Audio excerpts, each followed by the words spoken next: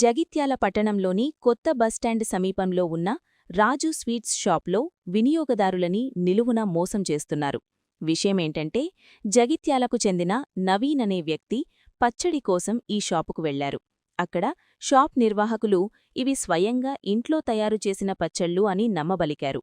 అది నిజమే అనుకున్న నవీన్ బయట మార్కెట్లో కేవలం 180 రూపాయలకు దొరికే కిలో పచ్చడిని ఏకంగా 400 రూపాయలు పెట్టి కొనుగోలు చేశారు.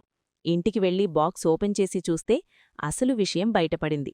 అది ఇంట్లో చేసింది కాదు, దానిపై ఒక కంపెనీ సీలుండటం చూసి నవీన్ షాక్ అయ్యారు.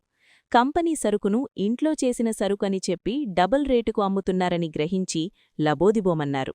అమాయక ప్రజలను ఇలా మోసం చేస్తున్న వారిపై అధికారులు కఠిన చర్యలు తీసుకోవాలని నవీన్ డిమాండ్ చేస్తున్నారు. చూశారుగా, బ్రాండెడ్ బాక్సులపై స్టిక్కర్లు మార్చి లేదా మాటలతో మాయచేసి ఇలాంటి దందాలు చేస్తున్నారు.